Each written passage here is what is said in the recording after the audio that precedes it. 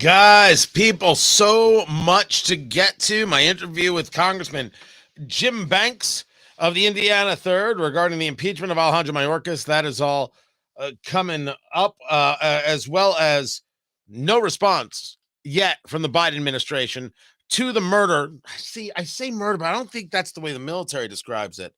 The murder of, or the killing of 3 soldiers. We going to respond?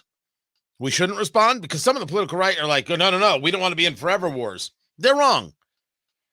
I'll get into it. The radio show starts now.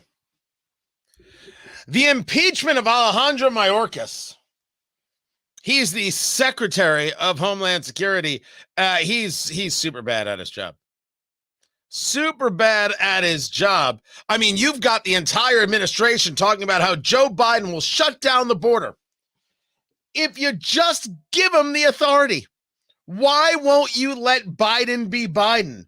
He's done all he possibly can. He even said so. With executive authority, is there more you could do? Absent That's not all I can do. Just give me the power. I've asked for the very day I got in office. Give me the border patrol.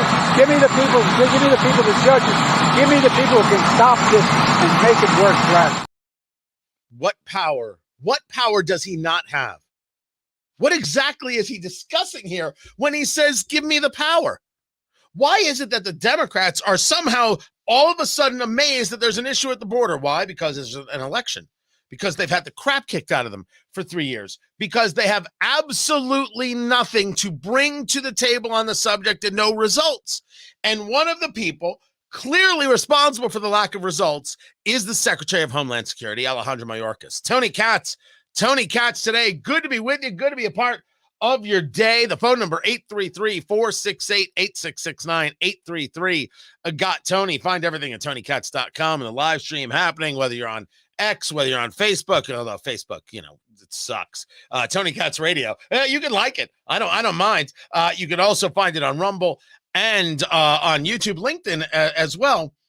This is the kind of stuff they talk about regarding the border. This is Congressman Dan Goldman, the same Dan Goldman who told you that the laptop of Hunter Biden was probably manipulated, even though everything's been authenticated by everyone. He, as late as just a month ago, was telling you how things could be manipulated, and here he is now. Well, first of all, that's not how the law has ever been interpreted. And second of all, there is no room to detain everyone who comes over. The DHS would need significantly more funding in order to be able to even do that. And Democrats under President Biden and over the last 2 Congresses have requested from Republicans bipartisan agreement to add additional funding for the department. And the Republicans have rejected it. So they are creating a scenario here that is impossible to meet, that does not accurately reflect the law, and is being done purely for Donald Trump's political interests, because Donald Trump has been open, and many Republicans have said this, that he wants to run on the border in this election, and therefore he does not want the Republicans to solve the problems at the border through bipartisan legislation. He wants to be clear, everyone's going to run on the border, and that's what Joe Biden's trying to do right now, that Republicans are intransigent. It was the House that brought you legislation over 200 days ago, and the Senate has not moved on it. But let's go back to Dan Goldman's nonsense first statement. It's not possible to house everybody at the border. It is if you don't let them cross. See how easy that was? How am I not in charge of policy? You, get on the phone. Get me in charge of policy. You, get me a cheese sandwich. And the good cheese. None of that crap. I don't even know. I let people put in their own. I don't even know what good cheese would be. American's fine. Mustard or mayo, producer Jason? That would be mustard. That would be mustard. My East Coast is shining through right there. By the way, only a cheese sandwich? I know. And make it grilled. Don't use that panini machine, so help me God. What about the idea of just not letting people into the country? Now, is that a conversation of isolationism? No. What about remain in Mexico?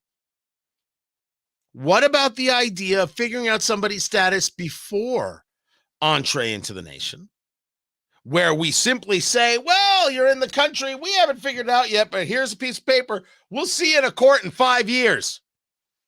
I'm sorry, did you say 5 years? 4 or 5 years. Yeah, if we get to it, we're kind of busy. And this is not our top priority. Well, I saw some guys in the line behind me, and they were some bad dudes. Oh, yeah? Huh. Yeah, so the paper says 4 to 5 years, and you be sure to check in. And that's what they do. That's what we do as a nation. What about not? What about remain in Mexico? The mythology of the statement from Dan Goldman goes along with his belief that somehow the laptop is still manipulated.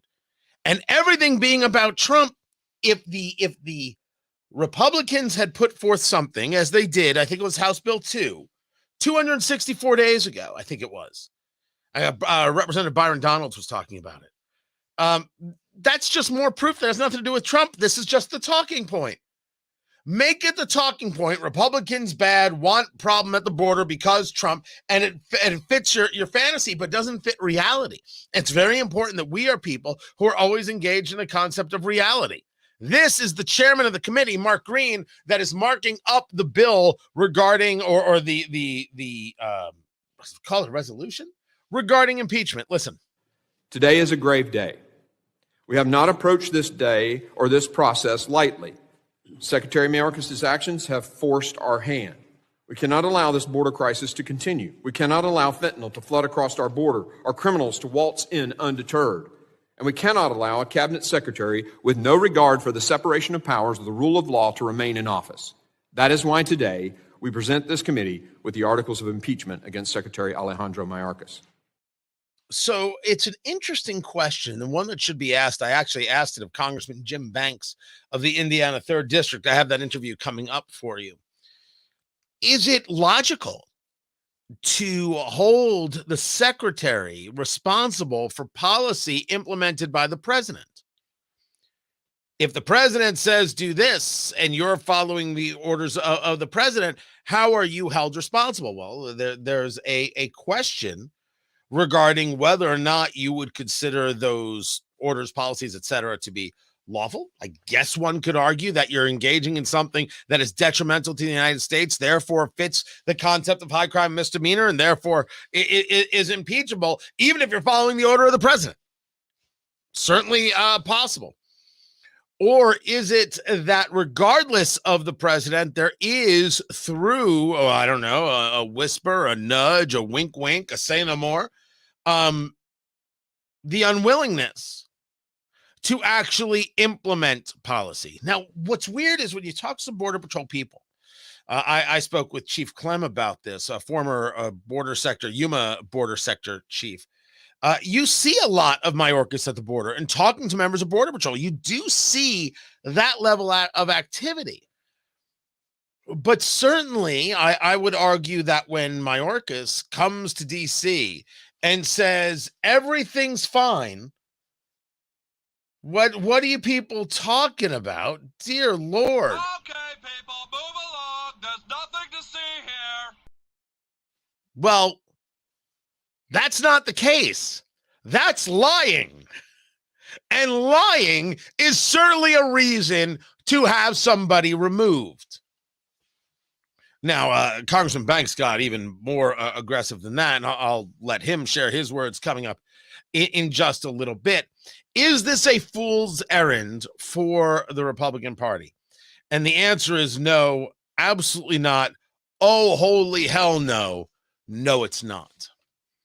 To hold Mayorkas accountable for the failures at the border is to hold the Biden administration accountable for the failures at the border. This is good, and this fully explains, in addition to the idea that there's an election ahead of us, why it is the Democrats are now so full force on the conversation of the border, a conversation that they have ignored for 3 years. why you get things like this from Karine Jean-Pierre, the White House press secretary. So on the first day of his administration, the president took this very seriously. And when it came to immigration, when it came to border security, he put forth a comprehensive piece of legislation. That was almost 3 years ago. If Congress, House Republicans didn't get in the way and they actually took action, we probably would be in a different place today. Now what we're seeing in Congress is in the Senate, Republicans and Democrats together are working towards a bipartisan deal, which is, by the way, what Americans want to see. 75% of Americans want us to take action on immigration, a broken system in immigration. You mean now? Now 75% of Americans want you to take action? What about 2 months ago, 5 months ago, 8 months ago, a year and a half ago, 2 years ago? How I could go back at least 3 years. 3 years ago. Why all of a sudden now? Because it's an election. And all of a sudden now, because Mayorkas is in the hot seat. That he is. Mayorkas is in the hot seat. And that's valuable. But let us go back to now where they're now coming to. Joe Biden saying, give me the power. I'm begging for the power. Why won't they pass this bipartisan legislation? Well, Joe Biden said that if he had this power, he would close the border. He would shut it down. Shut it down. Well, a keen, eagle-eyed White House reporter asked a question of Karine Jean-Pierre. And I think it is the right question. It's the only question that those on the political left who have been screaming for open borders, like Representative Ocasio-Cortez and those who are members of the squad, I think it's the only question that them and their acolytes could possibly ask. Go ahead, Michael. Back in the winter of 2018 and the spring of 2019, President Trump vowed to shut down the border with Mexico using almost the identical language that the president used on Friday. Many, if not most, if not practically all Democrats called that xenophobic and even racist. Why shouldn't people make the same conclusion about this president's threat to shut down the entire border with Mexico? So we believe the new enforcement tools that currently don't exist, that will be, we believe that will be part of this bipartisan agreement, will be fair. We believe it'll be tough, but it will be fair. But he didn't say he... So when Donald Trump does it, racism. But when you do it, see, it'll be fair because we're just nicer, better people. Oh yeah, we're going to keep all those brown people from coming to the country, but it'll be fair. Doesn't mean anything. It doesn't say anything. She's saying absolutely nothing. But wait till she does say something. Because this reporter's like, excuse me, that's nuts. And she then gives up the entire game. Listen. He didn't say, on day one, I will use enhanced enforcement to improve the processing of people at the border. He said, I will shut the border down, which suggests a total rejection of all people attempting to cross the border without a visa or without proper authorization, which stands in contravention to decades of international and U.S. law that governs the movement of people around the globe and the refugees and asylum system. Yeah, no, so why isn't that the same thing that Trump did? No, I understand your question. What I'm saying to you, the new enforcement tools, right, that we believe that do not currently exist, that will be part of this bipartisan agreement. There are different definitions, right, of what that looks like, of what actually shutting down the border looks like, right? So first things first. Those tools do exist right now. That's a lie from Karine Jean-Pierre. Number two, there are different ways to shut down a border. There are different definitions to shutting down a border. Holy crap, these people have absolutely no plan of shutting down the border at all. It's a lie. It's a lie when she says they don't have the tools. Of course they do. It's a lie when he says he's going to shut down the border. No, he won't. This is a lie. This is all a fraud. She just let you know. She told you. It can't be more clear. She could not, if she was holding a sign, she could not be more clear. There is no plan from the administration at any moment to shut down the border, to close it down, to make it safe for Americans, to make it safe for those who are in the country legally. There is zero plan except to blame Trump and try and win an election. That's all it is. And when you see it so plainly, so clearly, so obviously, you should say, wow, that's plain, clear, and obvious. Because it is. There is no plan from the Biden team at all to do anything about the border. This is about elections, and this is about the impeachment of Mayorkas, which, based on what you just heard from Karine Jean-Pierre, this should have happened months ago. Will he get removed? I don't see it. But a boy can hope, can he? Keep it here. I'm Tony Katz. This is Tony Katz Today.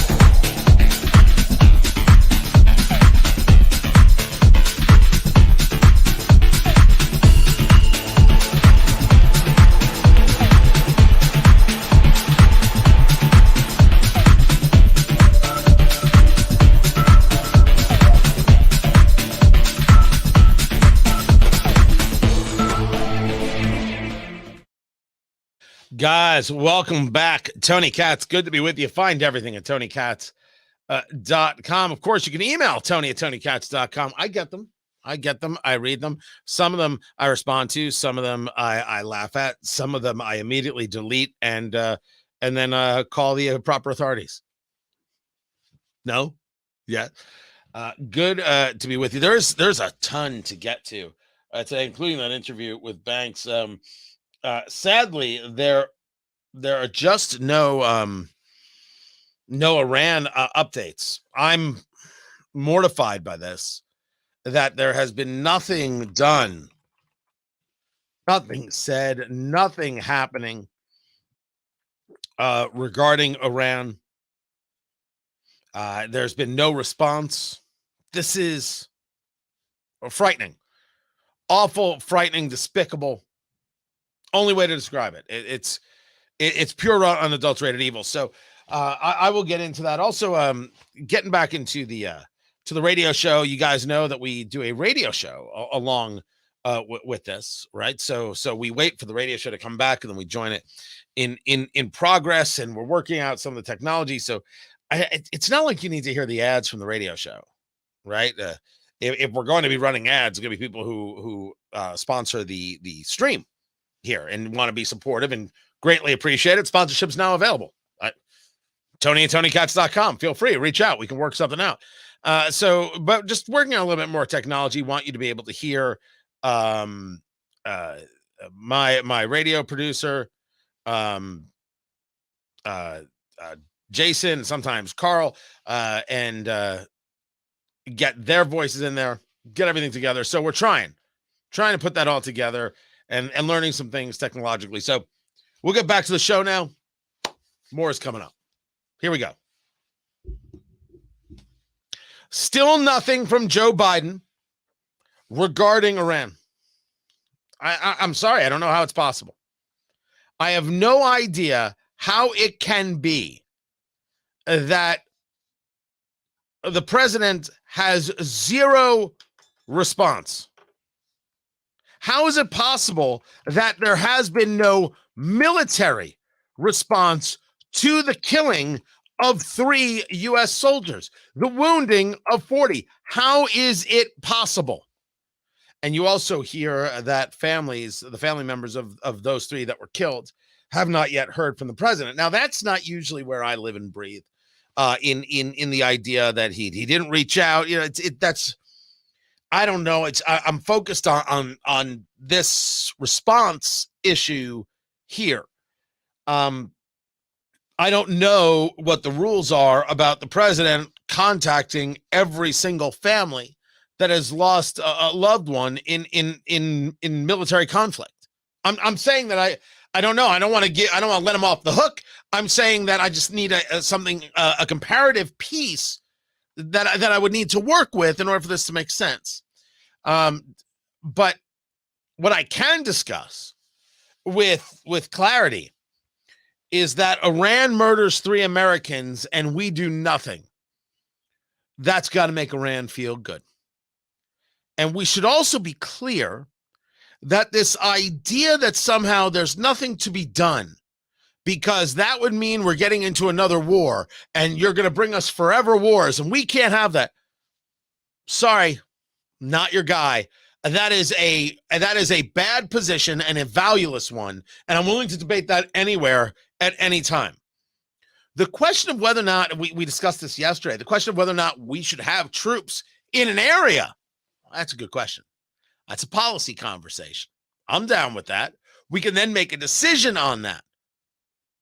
But that is a separate conversation for what happens when a terrorist regime like Iran murders 3 of your soldiers. And if you tell me, well, you can't respond because that's an escalation and that's going to be a forever war. Sorry, that's weak. That is weakness. It's weakness personified. It is not a virtue. It is not a value. It is a mistake, and it will be a more deadly one. Now, that's a conversation that's coming from the political right, my people. It's a mistake. The conversation comes from the political left. They want to talk about not engaging in escalation and being proportional. Andrew McCarthy has a very nice piece about this. The whole idea of proportionality is, well, you murdered 3 of ours, so we get to murder 3 of yours. That's not proportionality.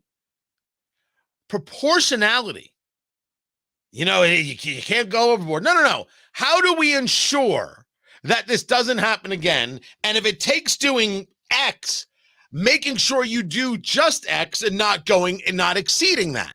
So maybe in order to ensure that Iran doesn't kill 3 Americans, we have to kill 32,000 members of either the Revolutionary Guard Corps or name another group. They have to go, and so does everybody in their family, and so do their freaking dry cleaners. They all got to go. Then you'd kill 32,000 of them because that's the proportion you needed. That's what you needed to do to make sure it stops. I'm in the business of making sure it stops. Now, if you had strength, which Joe Biden doesn't have, you'd be in the business of making sure it doesn't start, which is, of course, the business America should be in. And in order to have a better chance at that business, you have to make sure it stops, which means a response that is forceful and reminds people that don't. Remember, Biden always said don't. That's not a policy.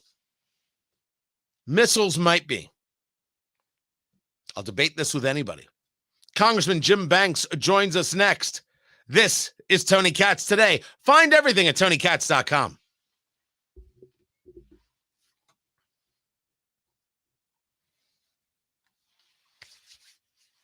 That's how we do it. See, we went to commercial on the radio side, and now we're back. Now we're here. So I feel like I gotta get some lighting stuff taken care of. I don't know. I just feel like it's a little muted. It's not bad. It's a little muted. And this is all going away. It's all going away. So the new studio, building on. I work from home, and so we're actually building on to it. So there was a bit of exposed brick, bit of brick wall. So that's gonna be my backdrop for radio. So there'll be a whole area we're doing for my cigar and bourbon show, Eat, Drink, Smoke. Full cigar smoking in the place. I'll probably smoke while I'm doing the show now. Oh yeah. Oh, absolutely. That's the dream, kitten. So do that, and then this will be radio side, Eat, Drink, Smoke side. Then there's gonna be a whole lounge area. It's not a studio audience, just a whole lounging area. I have a humidor. I should get a photo of it. I have a humidor that holds 1,700. It's not a walk-in. It's not a walk-in humidor. It's a tall standing cabinet. So I mean, boxes and things like that, because you'd stack the boxes more than loose. I'd say loose probably does 1,000. If you're asking, I do not have 1,700 cigars. I have somewhere between 500 and 600. So I have a lot of shopping to do. And to answer your question, producer Jason, I'll be running it from here. I'll be running that from right here. He's talking about the interview with Congressman Jim Banks. I have got that right here. Look at that. There it is. Boom. That is absolutely correct. Yeah, got it. Excellent, Smithers. Happy to get that done. So, so all this is going to change for sure. Now, again, when it comes to Mayorkas, I don't expect at all to see him removed, but I need everybody on the same page that this is from the Biden administration. I mean, lying through their teeth like it's their job, thrilled to be lying, overjoyed to be lying regarding the border and this idea that somehow and some way, if you just pass this legislation, it'll give the president power to do X. Joe Biden is so decrepit, he doesn't know he has the power, which would be a whole nother conversation to have.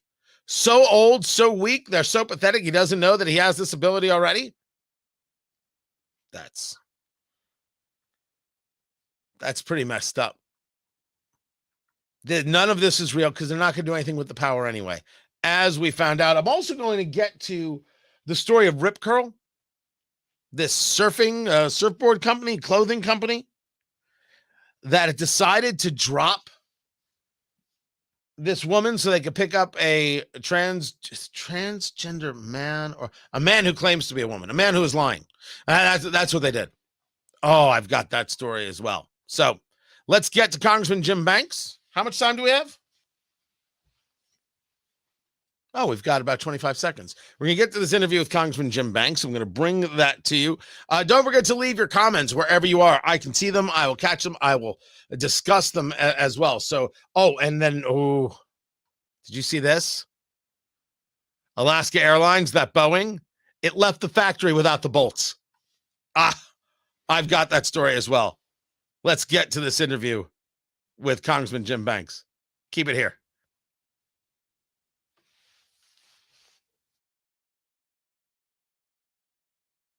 So we have impeachment hearings of Alejandro Mayorkas going on. We have, Iran at war with us, as we keep discussing, even if we don't want to admit that we're at war with Iran. You don't have to admit it. They're going to keep engaging in attacks. I don't think this is debate. And then, of course, a southern border deal that doesn't seem to be in the offing, if it means, of course, you have to have a deal on Ukraine because, these things shouldn't be tied together. Tony Katz today, good to be with you. Congressman Jim Banks joins us right now from the Indiana 3rd District. He is also a candidate for Senate Republican in the state of Indiana. The impeachment hearings are going on right now. I'm going to start there, of Secretary Alejandro Mayorkas, the Secretary of Homeland Security. The one good question that gets asked when you see this play out is, if he's following the directive of the administration, How does one look to impeach him for not doing his job? Well, Tony, there are many reasons, and the Mark Green articles of impeachment that they're debating and marking up in the Homeland Security Committee right now, today, that we're going to vote on the House floor, hopefully as early as next week, lays out a number of reasons and examples of where Secretary Mayorkas has defied Congress.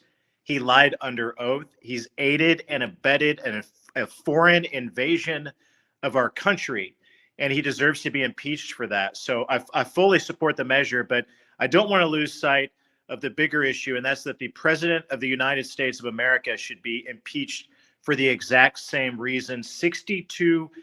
My friend Stephen Miller laid out 62 examples of executive orders that Joe Biden has signed to open our border wide open and do everything that he can to create the biggest humanitarian crisis in American history. We should be impeaching the president at the same time as we impeach Secretary Mayorkas for all of the same reasons, not to mention the corruption, the Biden family cartel activities with Hunter Biden and other members of the family making money from our foreign adversaries off the back and relationship of their dad, the president of the United States.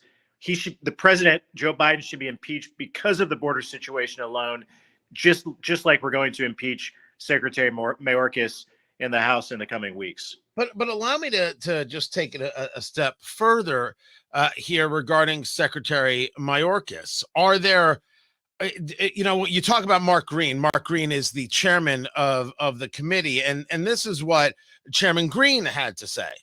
Today is a grave day. We have not approached this day or this process lightly. Secretary Mayorkas' actions have forced our hand. We cannot allow this border crisis to continue. We cannot allow fentanyl to flood across our border, our criminals to waltz in undeterred. And we cannot allow a cabinet secretary with no regard for the separation of powers or the rule of law to remain in office. That is why today we present this committee with the articles of impeachment against Secretary Alejandro Mayorkas. So what Congressman Green is laying out there is rather strong, discussing not only Mayorkas not doing his job, but violating the oath. Are there specifics that you can dig into about the actual violation, as opposed to just a failure to protect the border writ large? Yeah, well, I think that in and of itself is an example of him not keeping his oath and upholding the Constitution of the United States. But take, for example, Tony, the over $300 million that Secretary Mayorkas has spent that was appropriated for FEMA to use for disasters for the American people, that he's used that money instead to set up shelters in his efforts to aid and abet the foreign invasion of our country for illegals coming into this country instead of American citizens. That's one big example. But he lied under oath about having control of the border. It's obvious that he doesn't have operational control of the border. The Mexican drug cartels do, and they're flooding our country and killing thousands of Americans. Fentanyl, the leading cause of death of Americans my age and your age, Tony, because of the wide open border, because of Secretary Mayorkas and President Biden's policies. So fully support impeaching him. He deserves it. But I want to emphasize this again. The president deserves it even more. This is happening on his watch. They're policies that he signed into law through executive orders, defying the rule of law in this country and creating the biggest crisis that our country has ever seen with a wide open southern border. But now all you hear is the Biden administration talking very, very tough about the border. It's Republicans who are intransigent about a border security. And if you would just sign this legislation, well, then the president would have the ability to shut down the border. How have Republicans in Congress responded to this? Well, most of us have responded with indignation and quickly coming to our senses that this deal coming out of the Senate that's negotiated by Democrats, and I know there are Republicans involved with it, but it's dead on arrival in the House, and Speaker Johnson has made that very, very clear. The negotiated deal in the Senate, Tony, would create a situation that's even worse, with more illegals coming over our border than what are already coming over, and it's all about aid to Ukraine and other matters, and there's a lot less about that deal that would secure the border. But tough talk from this president and his administration is pretty empty, and we all know that. Anything less than the House passed H.R. 2, which ends catch and release, it finishes construction of the border wall, and it goes back to the Trump era remain in Mexico policy. Anything short of that will not pass the House of Representatives on Speaker Mike Johnson's watch, as almost every Republican would vote against it. Talking to Congressman Jim Banks of the Indiana 3rd District, candidate for Senate in the state of Indiana. It was, of course, just the other day we learned that three U.S. service members were killed by Iran. This drone strike, the drone was not recognized as an enemy drone. They thought it was a U.S. or a friendly drone, and they allowed it into the airspace in this base in Jordan. 3 service members killed. There is no response yet from the Biden administration. So a two-parter, and I don't mean to throw 2 parts at you. How should the Biden administration be reacting? And what is the response to those on the political right who say, well, the problem is that we have troops there in the first place? That's the issue. Well, let me take the first part of that question. The Biden administration's weak response to this already, I mean, a weak response of no response, just invites these types of activities to happen even more. We lost 3 of our heroes, likely a Houthi attack by a drone, which, by the way, we haven't have American troops killed by an aircraft in generations, and now it's happening all of a sudden because of the weak posture that the Biden administration had in negotiating a new Iran deal when Biden came into office, that Trump killed, and Biden tried to go back to that. We know that Iran is the biggest state sponsor of terrorism in the world, and when you give them money and appease them, they give those resources to Hamas, Hezbollah, the Houthis, who are likely responsible for this attack. So there should be hell to pay in an immediate fashion for anyone who kills American troops. And right now, you've seen the opposite. You continue to see the weak-kneed response from this administration. Now, what are troops doing in Jordan? What are they doing in that part of the world? I mean, I don't know the classified nature of the operation there, but obviously this is a hot spot in the world, and it's becoming hotter by the day because of the weakness and appeasement of Joe Biden, which is whiplash compared to the peace through strength approach of the Trump presidency. Remember, I mean, Putin didn't invade Ukraine on Donald Trump's watch. Donald Trump took out Soleimani. He killed the Iran nuclear deal. He had the maximum pressure campaign against Iran. He cut off the funding that they were giving to their proxy groups. These types of activities weren't happening when Donald Trump was in office, and they're happening at a large scale with Joe Biden and these weak-kneed Democrats who are in charge of our foreign policy today. So we have 1 year to get this guy out of office and stop the madness. The world is on fire because of Joe Biden, and we need to replace him with a strong American leader, go back to the Trump-era policies. In fact, put Donald Trump back in the White House, and you'll see peace through strength and swift responses to situations like these. You probably won't see situations like these because our enemies won't dare attack us because they know there will be hell to pay. Well, it's clear that the policy of don't didn't actually do anything, but it's an important distinction, and one that I've made, that the idea of policy of whether or not we should have troops in the area is different than whether or not we respond to the killing of U.S. troops. And you're saying there should be a response from the federal government, from the United States, regarding the killing of U.S. soldiers. Without a doubt, and it should have happened already. And the fact that we've already missed that opportunity to swiftly respond troubles me deeply, Tony. And it troubles me and concerns me because we're likely to see heightened examples of just what happened over the weekend, the killing of 3 of our troops. I hate to think about it, but if you have a weak-kneed approach, you're going to see a lot more of those types of situations happen in the near future. Let me move the conversation a bit. Talking to Congressman Jim Banks of the Indiana 3rd District. He is a candidate for Senate in the state of Indiana as well. This was the Washington Post.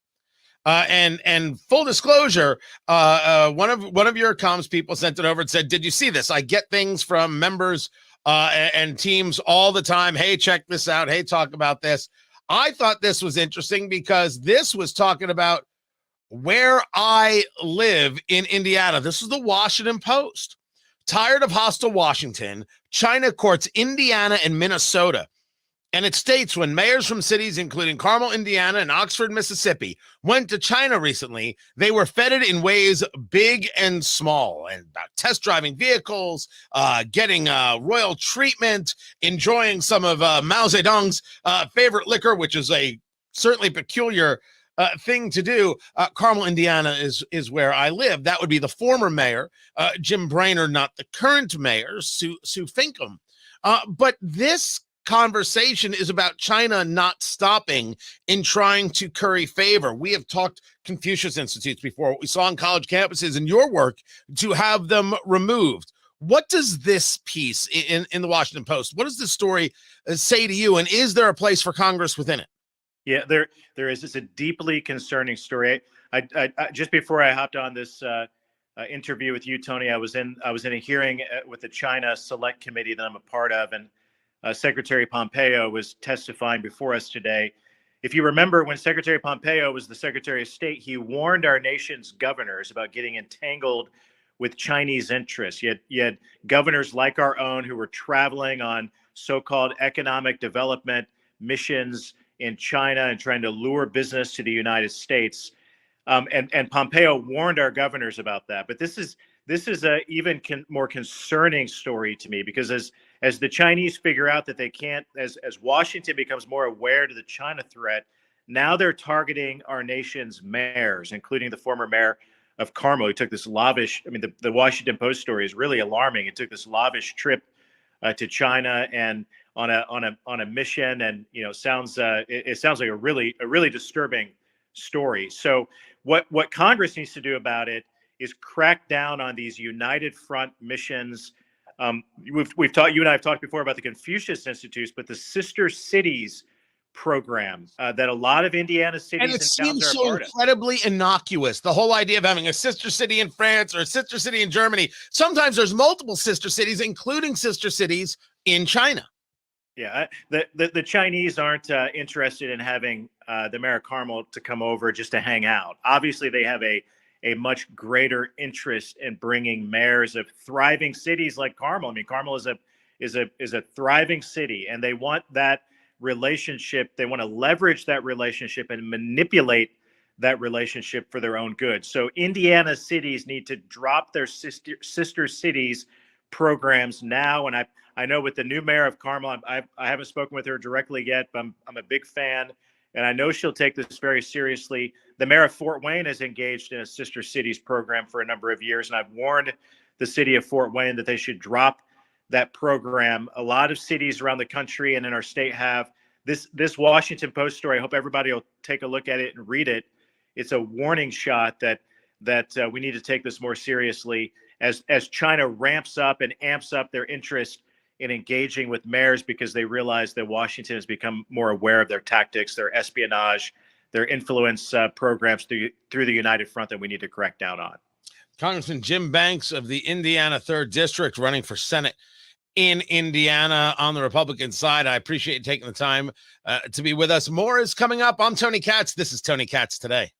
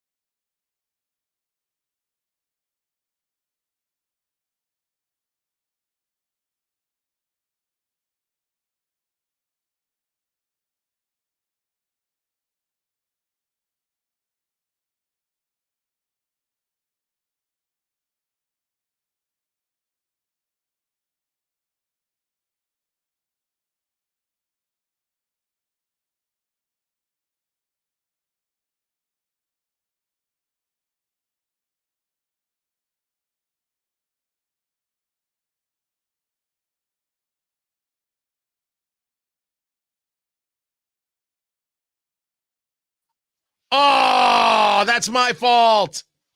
That is my fault. Sorry, guys. I had the microphone off on the stream. You see, this is the stuff I'm talking about. This is where we're still learning and trying to get it all together. But now we got it. Now we got it good. So I have a lot to get to. Tremendous amount to get to, including I've got some South Carolina polling for you. I have got Joy Reid, racist and liar. I've got that for you in every way. California being perfectly California. I've got that story coming up. A tremendous amount to get to you. So now that the audio's on, we're good. We're totally good. We're totally set. And we're going to come back to the radio show. I'm telling you, I think once we get these things kind of figured out, these little things, we're solid. And what's with the side of my head? Like what's that? Like, it's not a wig. It totally looks like a wig on camera. It's all mine. Trust me, if you would.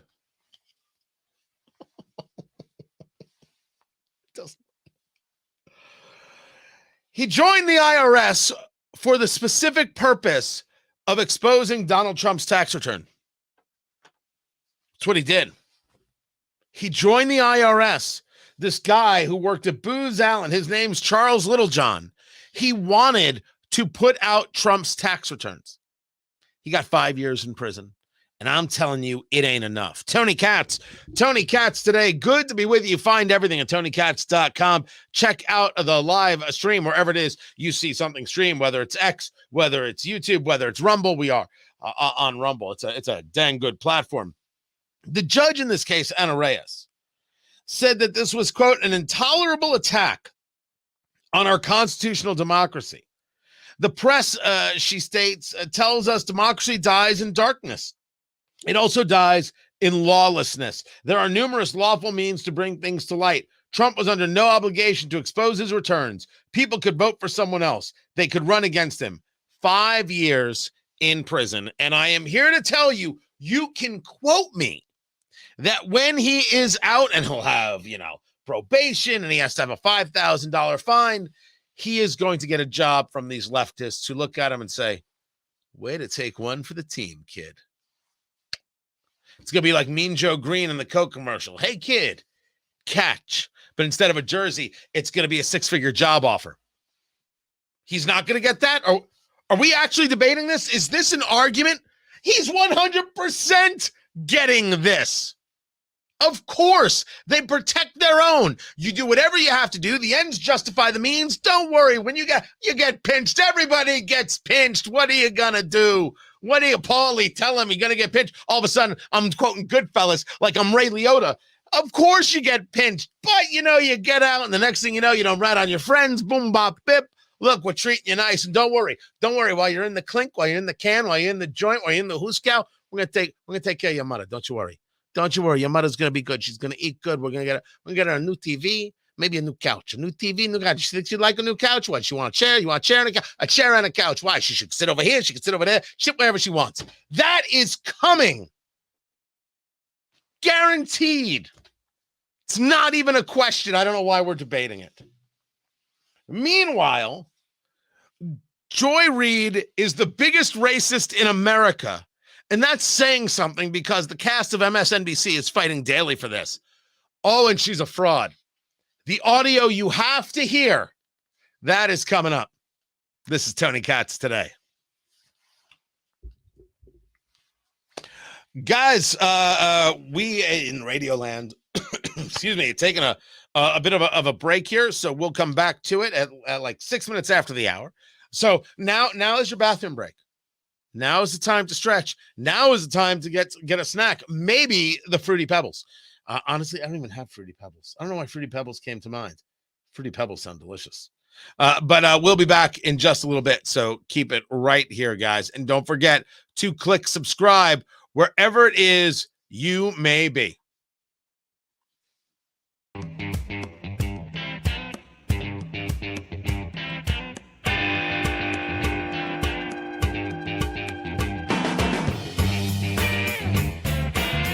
What is the strategy to beat President Biden in a primary considering that the Democratic Party has stated that no debates. We heard this from Simone Sanders on MSNBC not too long ago. No debates, so no chance for you to engage in this conversation. So what do you think the move point, the pivot point is for Democrats? Well, what are you asking? Are you asking what is my kind of path to victory? Correct. Well, I think that it's unfortunate that the president is not going to debate. I think this is a time in our nation's history when so many people are feeling like the system is rigged against them and the electoral system is also rigged.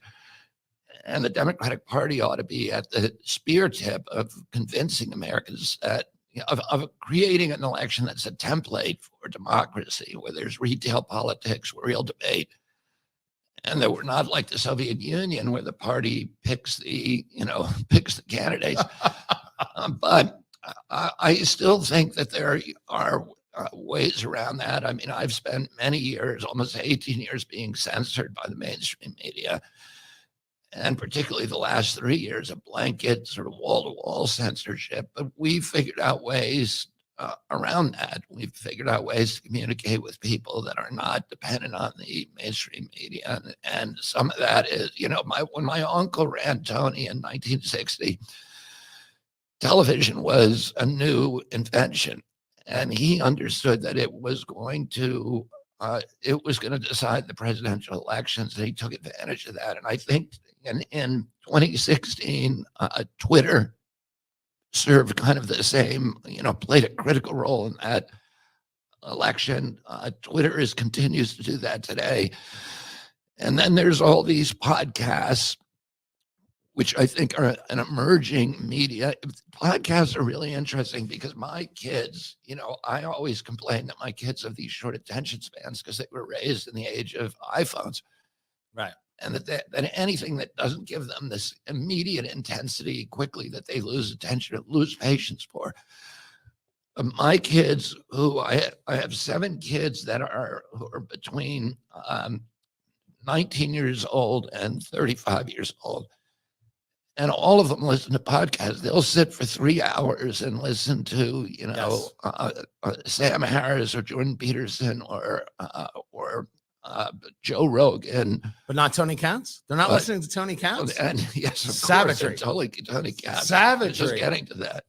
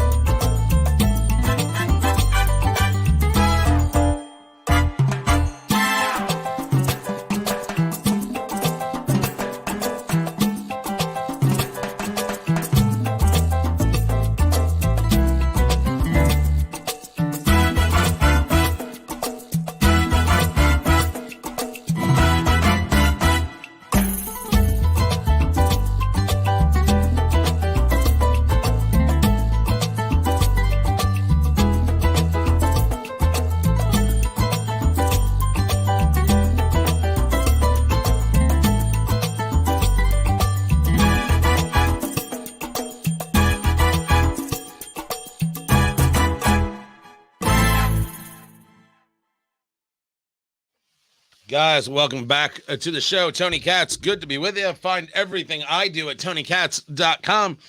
We do the live stream with the radio show, of course. So the radio show is heard in Indiana on 93.1 FM WIBC. We're on in Bloomington, WGCL, Muncie, WMUN.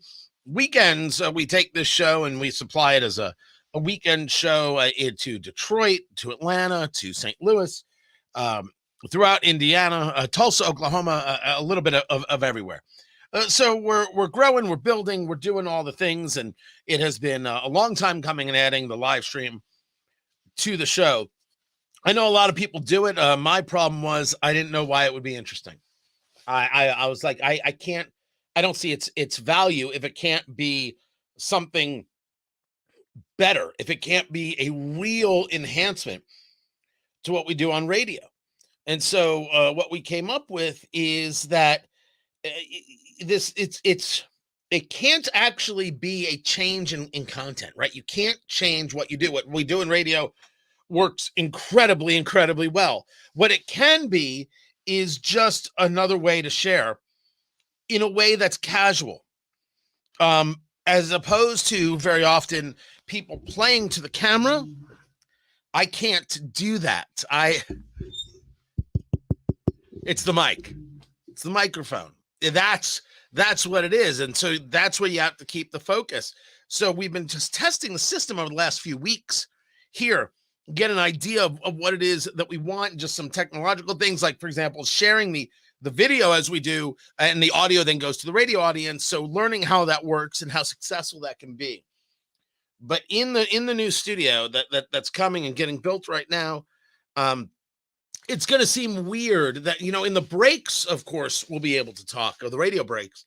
But the focus is on the radio side. So you might see me not even looking at the camera when the new space comes. Maybe I'll get used to it a little bit, but it's about the subject at hand.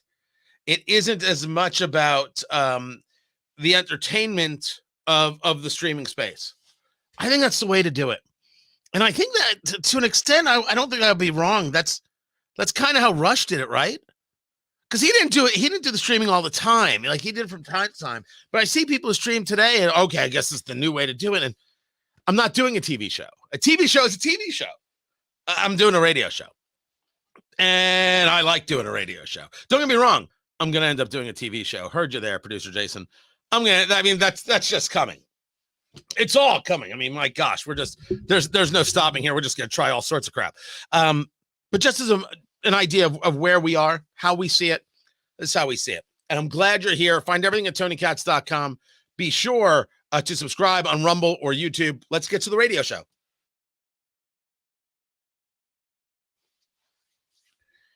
I want it said clearly that if I said the kind of things on air that Joy Reid said on air, I'd be fired. Hell, if I said the kind of things Joy Behar said on air, I'd get fired. There is no radio station in America that would put up with the 24/7 nonstop bigotry that comes from Joy Reid. Not a one.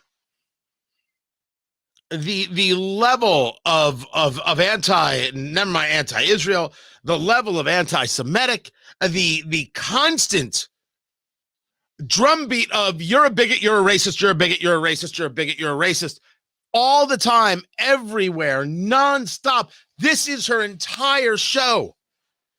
Well, Tony, you talk a lot about conservatism. Yes, but I also talk about cigars and bourbon.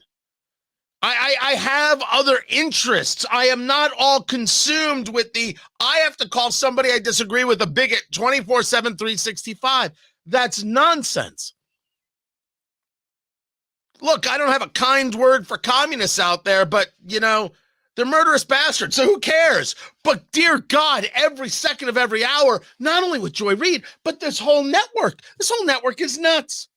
But what this network has done in a commentary from Joy Reid is exposed that they are exactly what they claimed Fox was.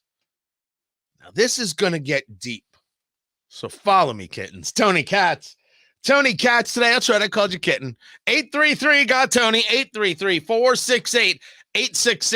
833 got Tony.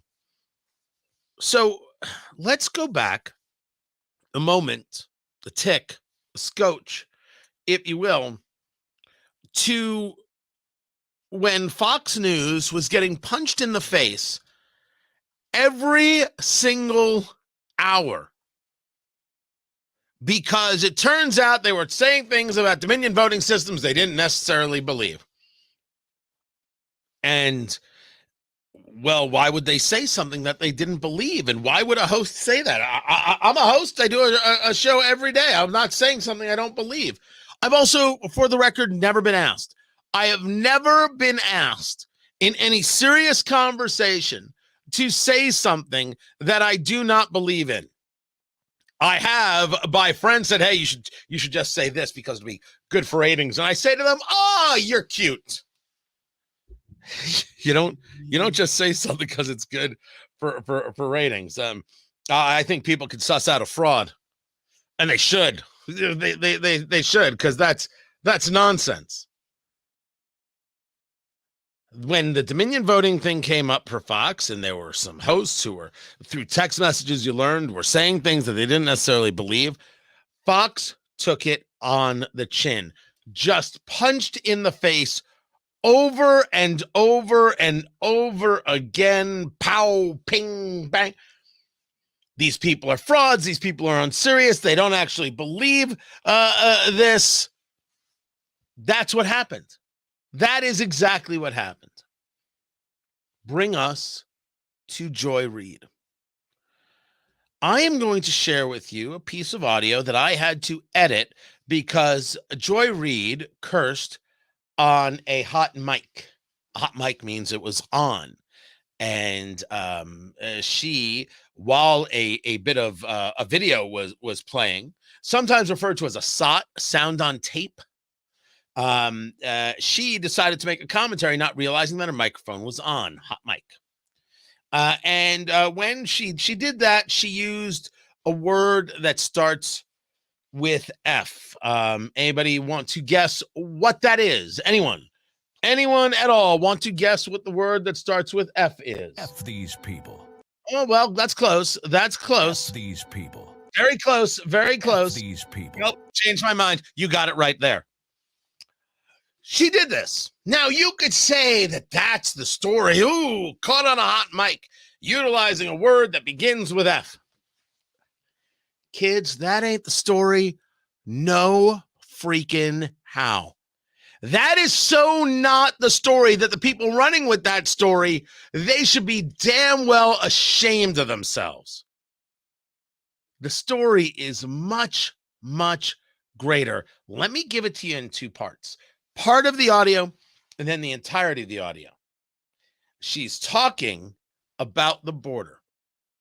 Now, remember, MSNBC is a network just like Ocasio-Cortez, just like the Squad. When Trump was the president, he was a racist and keeping kids in cages, and they go down to the border and they shed their fake tears and they take their photo ops and do the whole thing.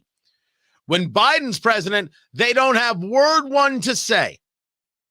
Now you have the Biden administration saying quite clearly, the problem is Republicans won't give us the power to do anything. With executive authority, is there more you could do absent legislation? Not all I can do. Just give me the power. I've asked for the very day I got in office. Give me the border patrol. Give me the people, the judges. Give me the people who can stop this and make it work for us. So Biden's still claiming, as he did today, that he doesn't have the power to do anything. He needs this legislation passed in order to do something. Well, of course, that isn't true. And of course, you have Karine Jean-Pierre saying that that the border is an issue. So on the first day of his administration, the president took this very seriously. And when it came to immigration, when it came to border security, he put forth a comprehensive piece of legislation. That was almost 3 years ago. If Congress, House Republicans didn't get in the way and they actually took action, we probably would be in a different place today. Now what we're...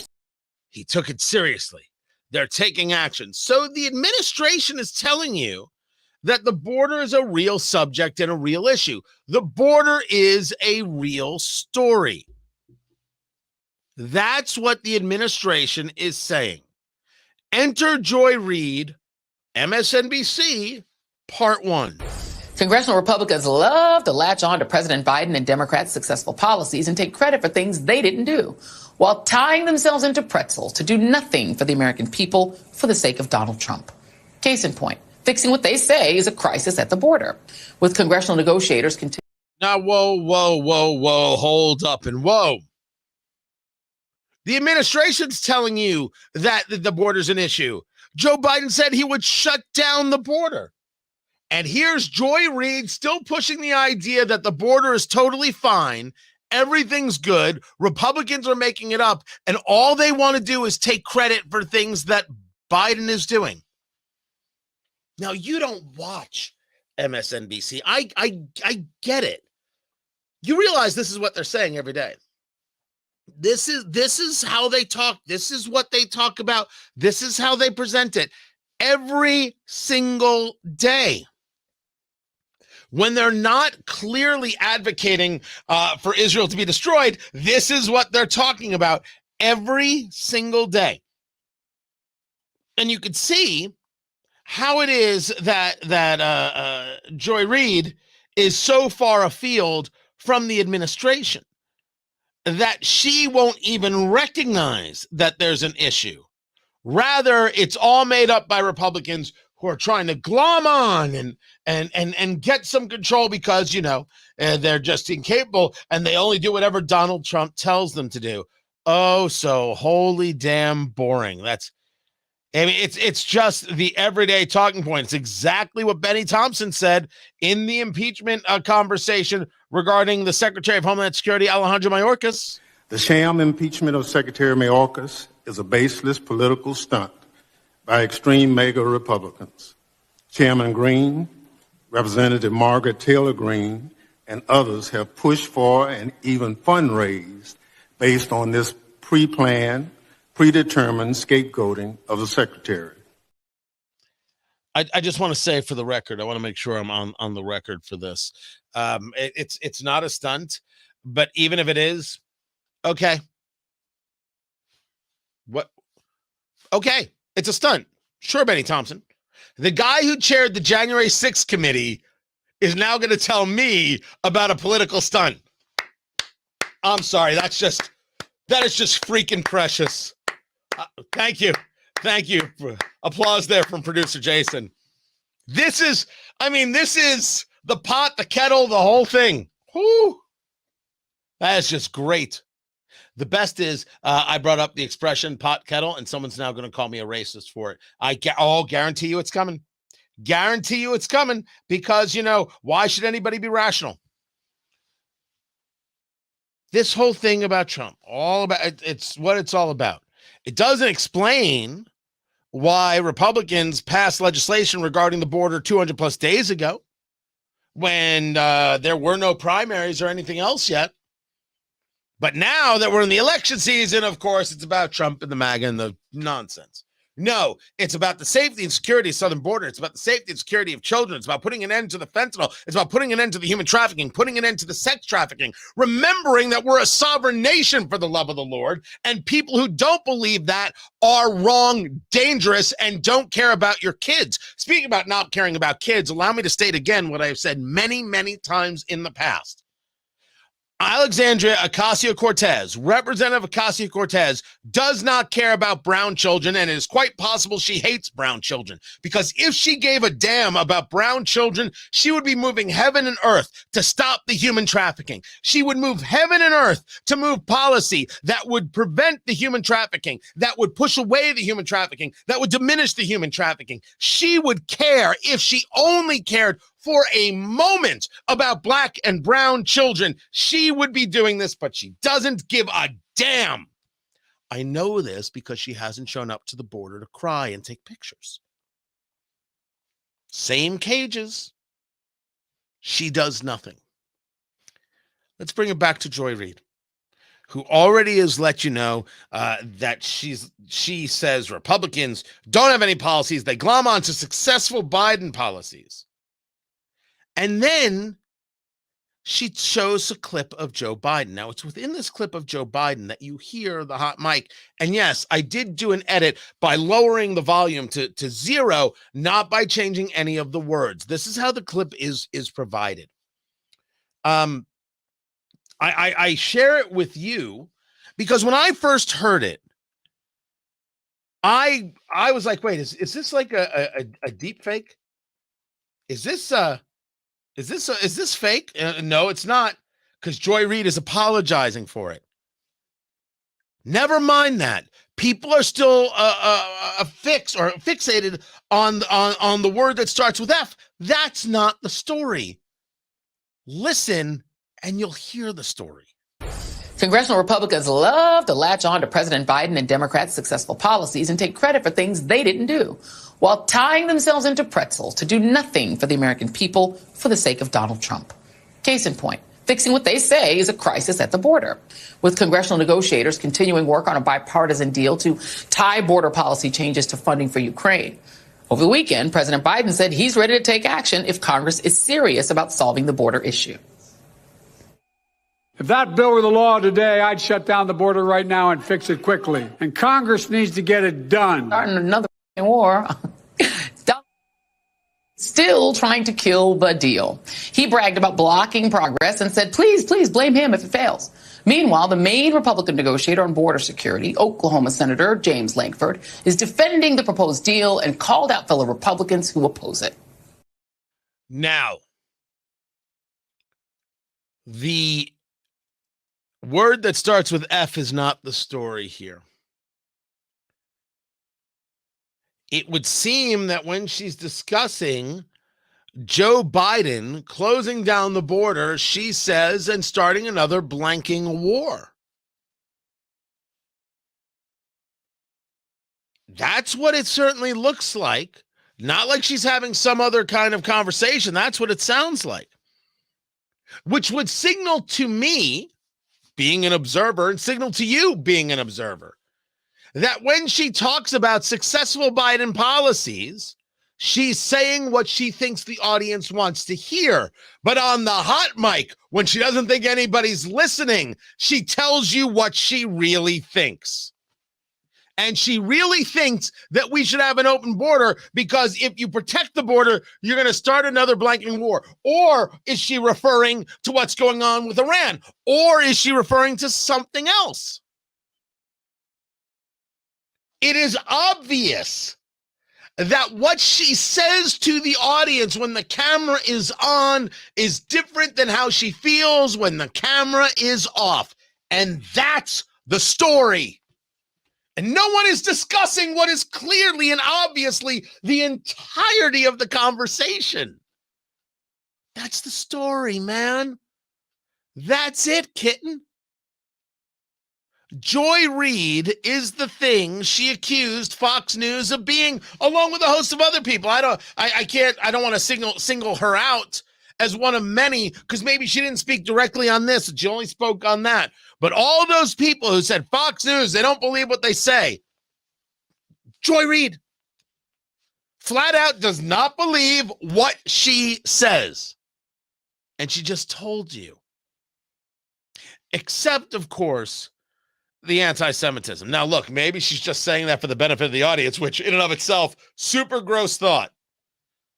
But I think that when she focuses on hating Israel, blaming Israel, wanting to destroy Israel in relationship to the attack from Hamas, a terrorist organization that murdered 1,200 and set babies and women on fire, I think she really has that hate.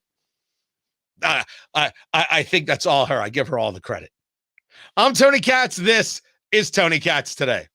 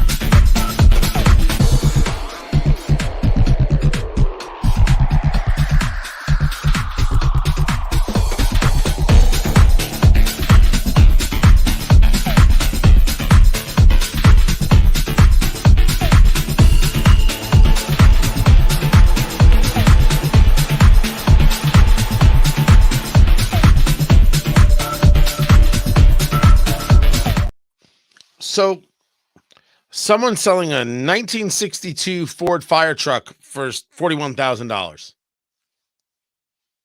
I don't know. I have no need for a fire truck, but I could be convinced. I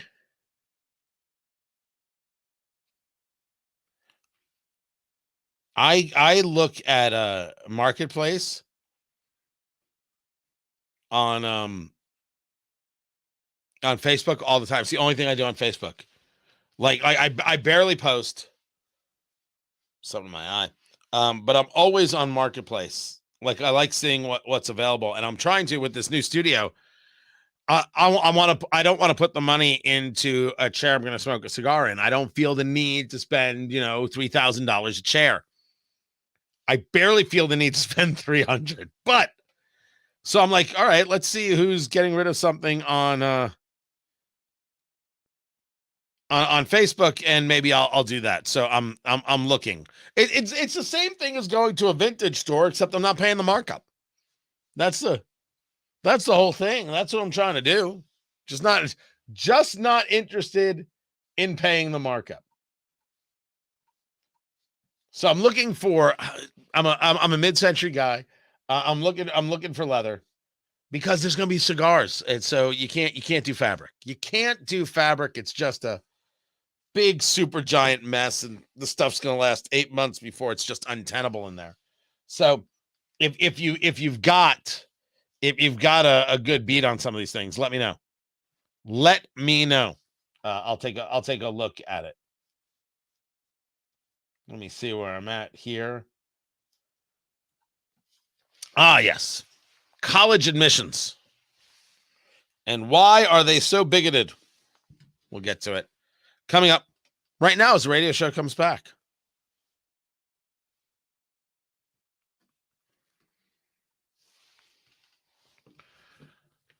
JoanneJacobs.com. JoAnne. Joanne Jacobs. Writes some interesting things. You can agree, disagree, what have you. But it was an interesting piece. More than ever, college applicants are writing about race. Tony Katz today.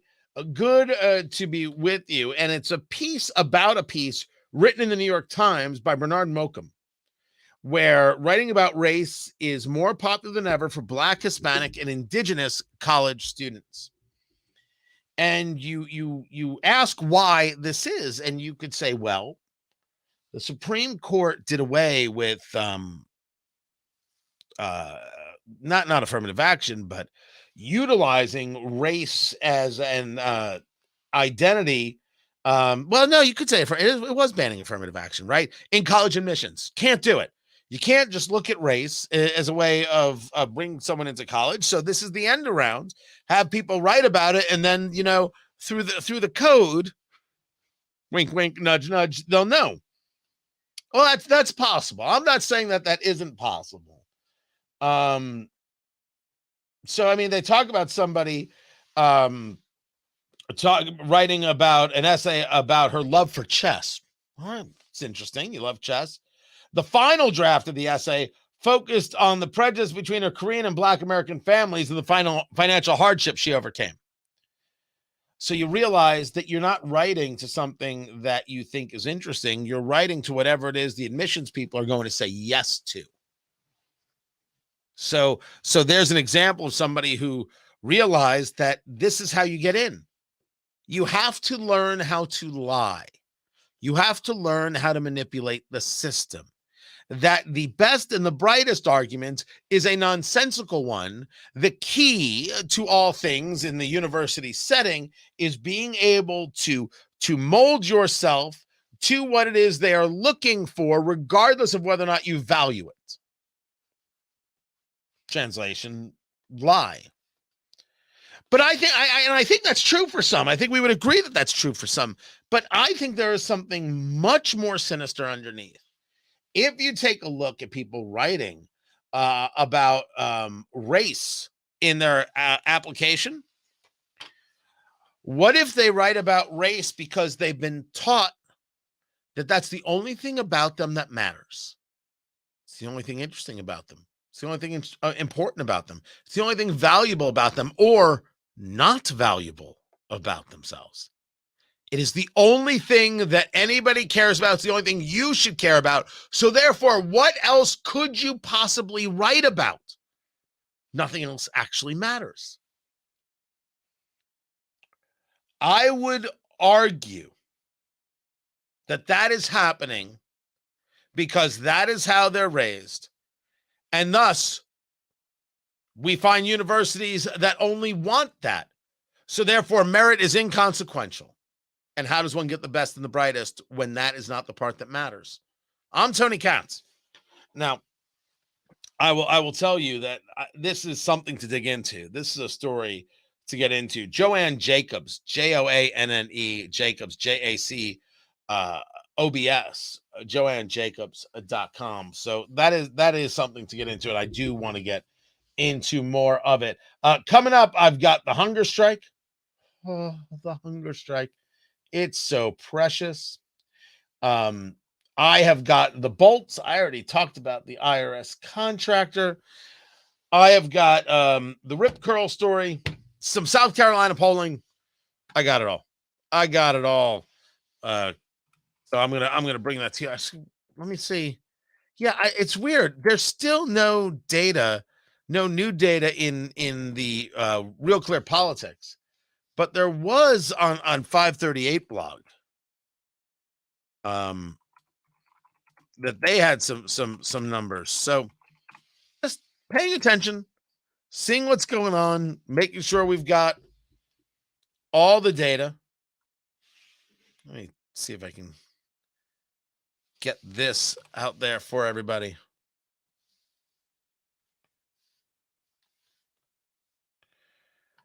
There we go. Let's see if we can't.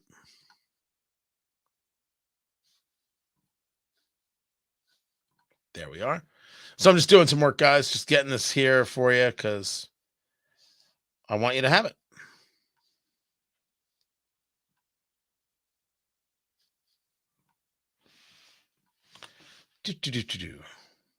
See, these are the kinds of things. Like this is what I would just do in the middle of a show. This is just it. Nope, that's not it. And so I can't not do these things. This is what has to get done during a show. This is how I prepare for radio. Constant.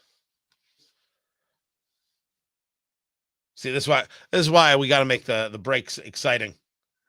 I don't know if anybody wants to watch me copying and pasting. I can't imagine that's worthwhile. The show, yeah. This part. I can't see it, kitten.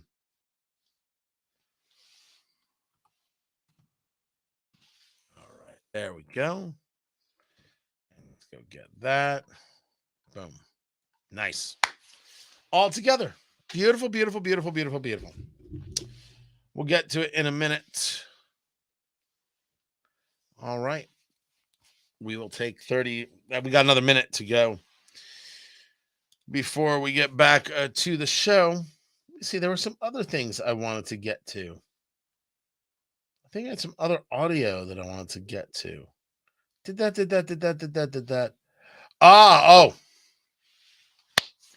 don'ts. Also, I got to get to the don'ts. Hold on, let me write this down.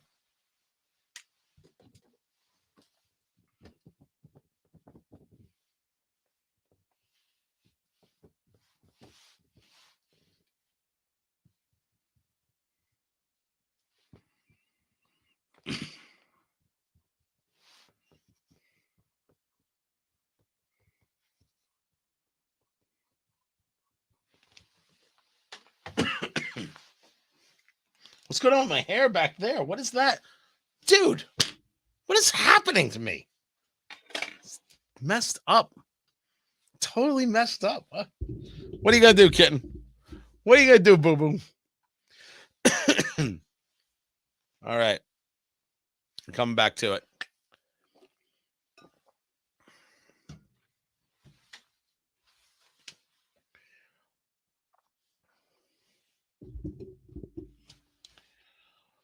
So as we now know, don't didn't work.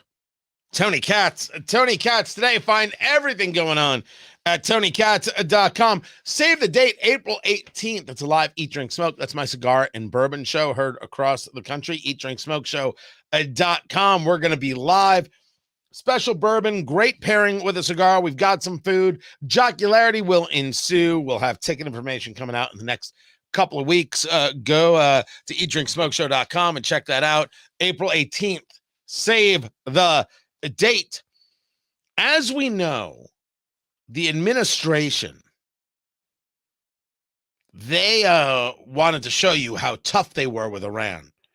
And so they warned Iran repeatedly, if you're thinking of causing a problem, don't. And what's the message to Iran? Don't. It was very important to send a very clear message to anyone who might seek to take advantage of the conflict in Gaza to threaten our personnel here or anywhere else in the region. Don't do it. What is your message to Hezbollah and its backer, Iran? Don't.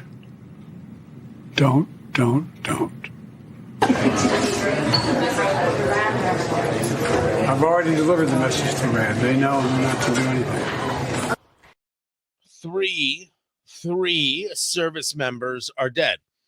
Clearly, Iran didn't get the message, and it's because the messenger is feckless and weak and pathetic. I'll check right now, see if there's been movement. Nope. There's been no movement.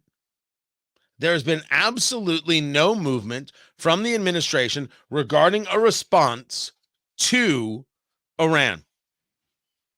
Now, the don'ts didn't work. And I don't know if I didn't share this yesterday. This wasn't yesterday. This was John Kirby being asked by a reporter gloriously. You said don't. You're all about the don'ts. Well, that didn't work. So what's your plan now? Clear, obviously, that don't didn't work. Does the president have any regret over not punching back harder in any of the prior responses that he's taken to these proxy attacks on U.S. forces? I think I would push back on the idea that we didn't push back harder. That we have taken significant action against Iran economically. We have certainly taken some additional and more aggressive steps to go after these groups. We're certainly taking aggressive action against the Houthis to try to defend shipping in the Red Sea. I mean, this idea that somehow we've just whistled past the graveyard here and walked away from the challenge that Iran poses just isn't borne out by the facts. These proxy groups have been attacking our troops and our facilities in Iraq and Syria well before this administration as well. And for instance, Mike Waltz said this morning that when you're trying to play defense constantly rather than punching back in a meaningful way, this blood is on this administration's hands. What is the response from the White House to an accusation like that? What I would tell you and I would tell the congressman is we're mindful of what Iran's doing in the region, and we have taken aggressive action against these. It has done nothing to stop them. But what was this idea about proxy groups? Look, if you want to argue that the Houthi rebels are a proxy of Iran, I would agree with you. But if you want to argue that it was some fringe group that used a drone to kill American soldiers, no, it was Iran. The facts are the facts. Now, this drone was able to get through because the U.S. military thought it was one of their own. One of their own drones was coming back. They got confused. They thought this drone was that drone. It was not the case. Now, these things can happen. This is awful. There's a question here now about systems and maybe ways things have to be done. These things can happen, and it is awful. You must change the system to better the system. Or was there somebody who did not implement the proper system and then they are held accountable? But it doesn't change the fact that Iran killed 3 U.S. service members and a response is needed. John Kirby's answer is, well, we're doing something. They understand. No, they don't understand, do they? And no, you're not being forceful. So why are you saying you are? It's clear, obviously, that didn't work. Does the president have any regret over not punching back harder in any of the prior responses that he's. I thought I had a different piece of audio for you. I thought could have sworn I had another piece, because he goes into this weird kind of explanation that somehow everything's, you don't understand how these things work, and we're really, really being aggressive here. I don't know how long it takes to respond to the killing of 3 American soldiers, but seems to me that you're not actually responsive. I wonder why the people who work in your administration aren't more up in arms. Well, maybe the problem is they're too busy planning for a hunger strike. I could not make this up if my life depended on it. Here is the story. Federal workers to protest Biden's Israel policy. Feds United for Peace, also known as FUP. I don't know. FUPs? Is that what we call them? We call them FUPs? Feds United for Peace, which is several dozen government employees, telling The Guardian that its members will be dressed in black, wearing keffiyeh scarves and other symbols of solidarity with Palestine during the protest on Thursday. A keffiyeh is you can call it a symbol of the Palestinian. You could also call it a symbol of oppression, depending on how you want to look at these things. But be clear, the Biden administration is lousy with Jew haters, lousy with bigots, lousy with people who want to see Israel destroyed, lousy with people who are down with, agree with, and support genocide. So much so, these fools, I said fools, are going to have a hunger strike. It's February 1st. February 1st, they're going to have themselves a hunger strike. What is it? Is that Thursday? Is that Thursday, Sarah? Is that when that is? Because I don't know. We're going to have to gather and have ourselves some brisket or something. I honestly, to celebrate the hunger strike, I may have to bring in brisket. I may have to go out for brisket. This might have to happen. They are protesting, quote, starvation as a weapon of war by intentionally withholding food from entering Gaza, where more than 26,000 people have been killed since the war began, according to the health ministry in the Hamas-ruled territory. That's a story from the Daily Mail. First of all, the number comes from Hamas, which is a terrorist organization. They, of course, cannot be believed because they don't tell you of that 26,000 whom they killed themselves. That's number one. Secondly, why in the world would you have a hunger strike if people are going hungry? First, if people are going hungry in Gaza, that's because Hamas is a terrible organization that doesn't give a good holy damn if these people live or die. They don't care. They do not care. What they want is Israel destroyed over everything, and they don't care about their own people. This is the same group, Hamas, that ripped the pipes out of the ground, the pipes that carried water. They don't care if the people have water. They care that they had the tubes to shoot more rockets. Hamas is a garbage group of people that believe in destruction, and here are all these people in the Biden administration supporting them. This is support of Hamas. I said it. I meant it. You can quote me. That's fine. This is Representative Ocasio-Cortez. We know that Hamas as an organization, it does not have any regard for human life. I think that in Hamas's attack on October 7th, they knew what they were bringing on. They knew the violence that they were bringing on, and we have seen that. They understood the asymmetric attack that Israel will put out. Israel has been indiscriminately attacking Gazans, and we have seen over 25,000 Palestinians have been killed, over 70% of whom are women and children. first, there she is again, preaching Hamas's talking points because, well, that's what a Hamas supporter does. Don't get angry with me. Listen to her argument.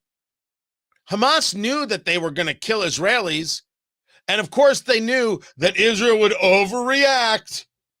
They'd want to fight back. They'd want to get even. But of course, Israel can't do that because that's not fair. This is the argument of the fool in Congress and in the halls of the administration. Honestly, Sarah runs all our digital. I don't know why I'm asking Sarah this. What is stopping me from Thursday from holding a food drive? The Biden administration is going to starve themselves, right? To show solidarity with a terrorist organization that is starving the people. Why don't we organize a food drive?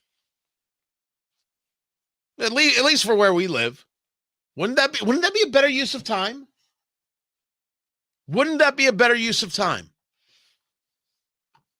The Biden people are going to play dress up in support of terrorists. Man, this election cannot come soon enough. These people are so absolutely horrifically awful. But it's important for you to see what they are. And let us go to a part 2. Why do staffers feel so emboldened to speak out? Your staff. Just push the paper around. Set the appointments. Get your person to their meeting. Don't be heard. Barely be seen. Why do they feel so emboldened? Why do they feel? Staffers for ceasefire is another group. As your staff, we believe it is both a moral and electoral imperative for you to publicly call for a cessation of violence. Israel offered a 2-month ceasefire to get the hostages out. Hamas said no. Why aren't you angry with Hamas? They say complicity in the deaths of Palestinians, and 8,200 of whom who are children, I guess their numbers change all the time based on whatever Hamas tells them to say, simply cannot be justified. It's a war. Well, I agree with you that no one can justify the actions of Hamas, a terrorist organization. Do you not understand what's happening here? No, they don't see this as in any way having anything to do with Hamas. They see this solely about Israel. They're letting you know what they are. The Biden administration, Biden's people, Biden's hand-picked people are Jew haters. They want Israel destroyed. That's Joe Biden. Oh, don't worry. There are plenty of Jews who will still vote for this Jew hater. There are plenty of Jews who are so absolutely dense, daft, ugly, and dumb. They will continue to vote for this guy because Trump sends mean tweets. I get it. Trump's a terrible guy. Trump has to pay $83 million to E. Jean Carroll. Trump's got 4 indictments. Still better than Joe Biden and his band of Jew haters. Still better. At least Trump knows that he's allowed to take action on the border as president of the United States. Joe Biden thinks he needs to ask permission as if somehow the vote of the people wasn't enough. Good God. By the way, some people are going to say to me, Tony, you must get looked at strange in synagogue when you talk about Jews being dumb enough to vote for Joe Biden. Worth it. Worth it. We're through the looking glass. We're not even having a conversation about policy. Look at what they're doing. How can anybody say, I got to get me more of that? How can any rational person say, I got to get me more of that? And by the way, this is what they're doing it about today. Wait till they do it about Christians in the United States tomorrow. If the FBI can target them, well, come on. You know it's Israel today, it's the U.S. tomorrow. Every rational person knows that. Every single one. That's not even conspiratorial. That's just the data. I'm Tony Katz. This is Tony Katz Today.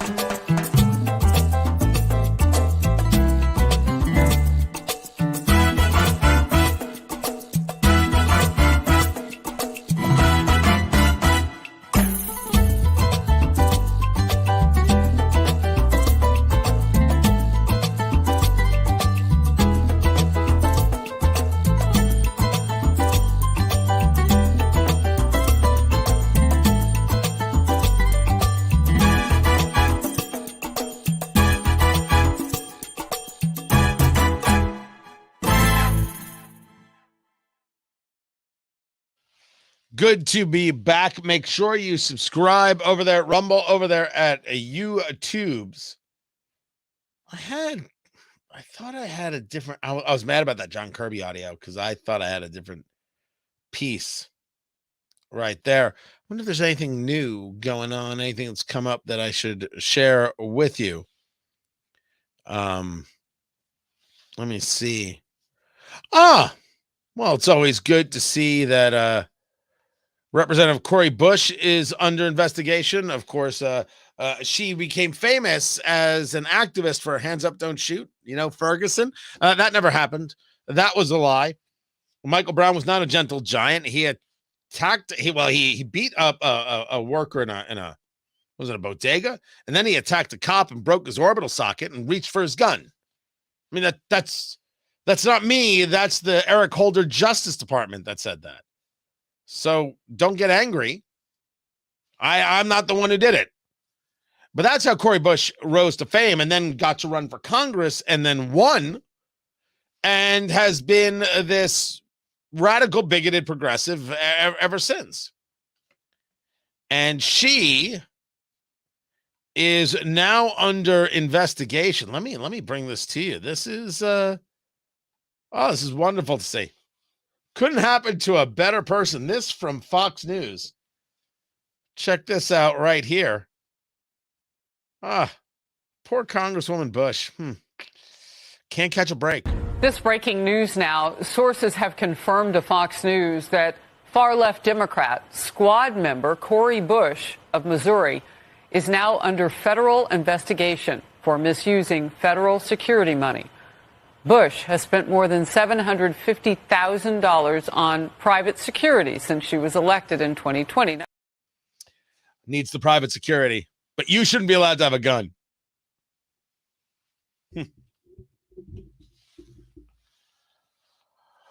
Representative Cori Bush under investigation.